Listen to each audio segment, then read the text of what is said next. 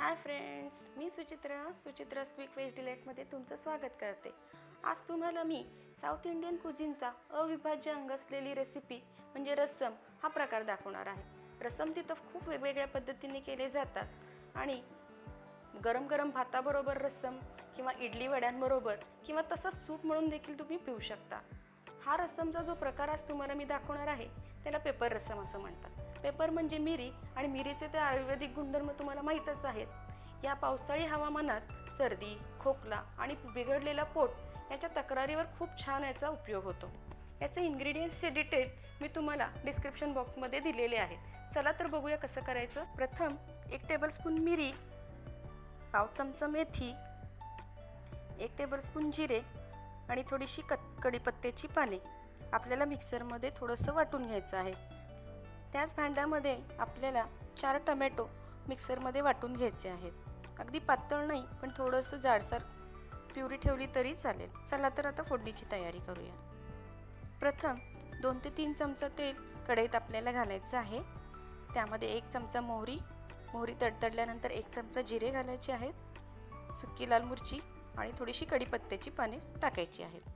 त्यात ठेचलेलं लसूण टाकायचं आहे, पाव चमचा हिंग टाकायचा आहे आणि छान खमंग लालसर होईपर्यंत परतून घ्यायचं आहे।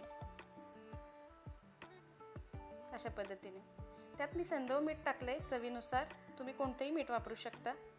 अर्धा चमचा हळद घालायचे आणि थोडीशी कोथिंबीरीची पाने टाकायची आणि परतून घ्यायचं आहे।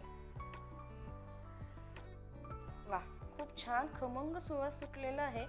आता आपल्याला या फोडणीमध्ये मिक्सरमध्ये वाटलेली टोमॅटोची प्युरी टाकायची आहे। छान ढवळून घेत राहायचं आहे आपल्याला। हे मिश्रण आपण कच्चेच टोमॅटो वापरून केलं असल्यामुळे आपल्याला त्याचा कच्चटपणा जाण्यासाठी थोडंसं शिजून घ्यावं लागणार आहे। कमीत कमी 3 ते 4 किंवा 4 ते 5 मिनिट तुम्ही शिजून घेऊ शकता आणि मधून मधून असं ढवळत राहायचं आहे।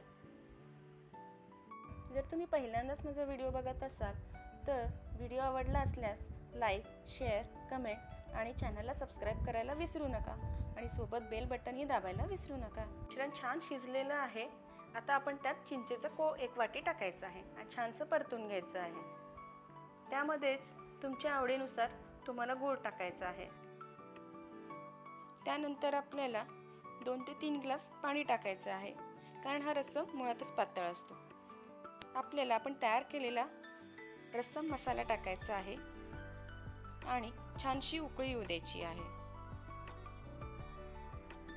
घरभर अगदी इतका छान घमघमाट सुटलेला आहे ना, राहवतच नाहीये। कधी एकदा वाटीत घेऊन सुरू करून पिऊ असं झालेलं आहे। तुम्हाला देखील नक्कीच आवडेल ही रेसिपी। असं गरमागरम रस्सम, भात आणि त्यावरून तूप, वाह, एकदम आगळं वेगळं स्वर्गीय सुख देणारं कॉम्बिनेशन बरं का। वरून छानशी बारीक चिरलेली कोथिंबीर टाकायची आहे आणि आपलं गरमागरम रस्सम तयार आहे।